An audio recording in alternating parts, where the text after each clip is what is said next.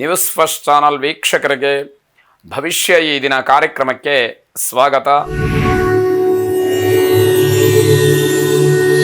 ಮೊದಲು ಮೇಷರಾಶಿಯವರು ಹಣವನ್ನು ಯಾವ್ಯಾವ ಮಾರ್ಗದಿಂದ ಗಳಿಸಬಹುದು ಅಂತಕ್ಕಂತಹ ಒಂದು ಉದ್ದೇಶಕ್ಕೆ ಶೋಧನೆಯನ್ನು ಆರಂಭ ಮಾಡ್ತೀರಿ. ಯಾವ ಕೆಲಸವನ್ನು ಮಾಡಿದರೆ ಹಣ ಸುಲಭವಾಗಿ ಸಿಕ್ಕೀತು ಅನ್ನುವಂಥ ಆಲೋಚನೆಯಲ್ಲಿ ನೀವು ಇರ್ತೀರಿ ಎನ್ನುವಂಥದ್ದು. ವಿದ್ಯಾರ್ಥಿಗಳು ಉನ್ನತವಾದಂತಹ ಶಿಕ್ಷಣದಲ್ಲಿ ಪ್ರವೇಶವನ್ನು ಪಡೆಯುವುದಕ್ಕೆ ಅವಕಾಶಗಳು ಹೆಚ್ಚಿರುತ್ತೆ. ಸಕಾಲದಲ್ಲಿ ಪ್ರಾಮಾಣಿಕವಾದಂತಹ ಪ್ರಯತ್ನವನ್ನು ಮಾಡಿ ಯಶಸ್ಸನ್ನು ನಿಮ್ಮದಾಗಿಸ್ಕೊಳ್ಳಿ ಎನ್ನುವಂಥದ್ದು. ವಿವಾಹಿತರಿಗೆ ಉತ್ತಮವಾದಂತಹ ಫಲ ಸಿಕ್ಕುವಂತಹ ದಿವಸ ಇದು.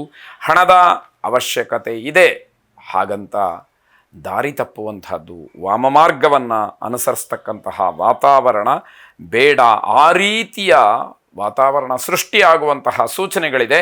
ಹಾಗೆ ಕಂಡರೂ ಕೂಡ ಅದನ್ನು ಸರಿಯಾಗಿ ಪರಾಮರ್ಶೆ ಮಾಡಿ ಆ ರೀತಿಯ ವಿಚಾರಗಳು ಬಂದಾಗ ಅದರಿಂದ ದೂರ ಸರಿತಕ್ಕಂಥದ್ದು ಒಳ್ಳೆಯದಾಗಿರುತ್ತೆ. ಯಾರನ್ನೂ ಕೂಡ ನಂಬಿ ಮೋಸ ಹೋಗಬೇಡಿ. ಅವಿವಾಹಿತರಿಗೆ ಇದು ಒಳ್ಳೆಯ ದಿವಸವಲ್ಲ, ತುಂಬ ಬೇಸರ, ಮನಸ್ಸಿಗೆ ನೋವು, ದುಃಖ ಆಗ್ತಕ್ಕಂತಹ ದಿವಸವಾಗುತ್ತೆ.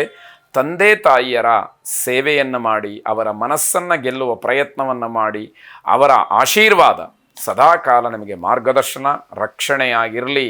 ಶುಭವಾಗಿ. ವೃಷಭ ರಾಶಿ, ಪ್ರಯಾಣದ ಸಮಯದಲ್ಲಿ ನಿಮಗೆ ಸ್ವಲ್ಪ ಸಮಸ್ಯೆನೋ ತೊಂದರೆಯೋ ಆಗತಕ್ಕಂತಹ ಸಾಧ್ಯತೆಗಳಿದೆ. ಎಚ್ಚರವನ್ನು ವಹಿಸಿ ಎನ್ನುವಂಥದ್ದು. ದೈಹಿಕವಾಗಿ ತುಂಬ ಪ್ರಯಾಸವಾಗುತ್ತೆ, ಸ್ವಲ್ಪ ವಿಶ್ರಾಂತಿಯ ಅಗತ್ಯತೆ ಇರುವಂಥದ್ದು. ವ್ಯಾವಹಾರಿಕವಾದಂತಹ ದೋಷ, ಇದರಿಂದ ಆರ್ಥಿಕ ನಷ್ಟವಾಗುತ್ತೆ. ವ್ಯವಹಾರದ ದೋಷ ಅಂತಂದರೆ ಯಾವ ವ್ಯವಹಾರವನ್ನು ಹೇಗೆ ಮಾಡಬೇಕು, ಹೇಗೆ ನಡೆಸಬೇಕು ಅನ್ನೋದರಲ್ಲಿ ತಾತ್ಸಾರ ಭಾವನೆಯನ್ನು, ಧೋರಣೆಯನ್ನು ತೋರಿ, ಅನಾಸಕ್ತಿಯನ್ನು, ಅನಾದರಣೆಯನ್ನು ತೋರಿ ನೀವೇ ನಷ್ಟ ಮಾಡಿಕೊಳ್ತೀರಿ ಅನ್ನುವಂಥದ್ದು. ಅದೃಷ್ಟದ ಕೊರತೆಯಿಂದಾಗಿ ಕೆಲವು ದುಷ್ಪರಿಣಾಮಗಳು ಆಗುವಂತಹ ಸಾಧ್ಯತೆ ಇದೆ. ಹಾಗೆ ತಾಳ್ಮೆ ಬಹಳ ಮುಖ್ಯ. ತಾಳ್ಮೆಯನ್ನು ಕಳಕೊಂಡಾಗ ಕೆಲಸಗಳಲ್ಲಿ ಹಿನ್ನಡೆಯಾಗತ್ತೆ. ಕೋಪ ಆಗಿರುವಂತಹ ಕೆಲಸಕ್ಕೂ ಕೂಡ ಸರಿಯಾದ ಫಲ ಬರುವುದರೊಳಗಡೆ ತೊಂದರೆಯನ್ನು ಮಾಡುತ್ತೆ ಅಂತ ಅರ್ಥ. ವಿನಾಕಾರಣ ಬೇರೆಯವರ ಜೊತೆಯಲ್ಲಿ ವಾಗ್ವಾದವನ್ನು ಮಾಡಬೇಡಿ. ಆ ಮಾತಿನ ಚಕಮಕಿಯಲ್ಲಿ ಯಾವ ಮಾತುಗಳು ಹೊರಬರುತ್ತೆ, ಯಾವ ರೀತಿಯಲ್ಲಿ ಮಾತಾಡ್ತೀರಿ ಎನ್ನುವಂತಹ ತಾಳ್ಮೆಯನ್ನು ಕಳಕೊಂಡು ಮಾತಾಡುವಂಥದ್ದಿರುತ್ತೆ. ಅದು ನಿಮಗೇ ತೊಂದರೆಯನ್ನು ಮಾಡುತ್ತೆ. ಶ್ರೀಕೃಷ್ಣನನ್ನು ವಿಶೇಷವಾಗಿ ಪ್ರಾರ್ಥನೆ ಮಾಡಿ, ಕೃಷ್ಣನ ಅನುಗ್ರಹ ನಿಮ್ಮ ಮೇಲೆ ಇರಲಿ. ಶುಭವಾಗಿ. ಮಿಥುನ ರಾಶಿ, ಕಾರ್ಯಕ್ಷೇತ್ರದಲ್ಲಿ ಉತ್ತಮವಾದಂತಹ ಸ್ಥಾನವನ್ನು ಹೊಂತೀರಿ. ಅದು ನಿಮಗೆ ಅನುಕೂಲಕರವಾಗಿರುತ್ತೆ. ಆಸಕ್ತಿ ಉತ್ಸಾಹಗಳು ಹೆಚ್ಚಾಗುವಂಥದ್ದು. ದಾಂಪತ್ಯದಲ್ಲಿ ಮಾತ್ರ ಬೇಸರವಾಗ್ತಕ್ಕಂಥದ್ದು. ದಂಪತಿಗಳ ಮಧ್ಯದಲ್ಲಿ ಆ ಅನ್ಯೋನ್ಯತೆಗೆ ಏನೋ ಕೊರತೆಯಾಗುತ್ತೆ.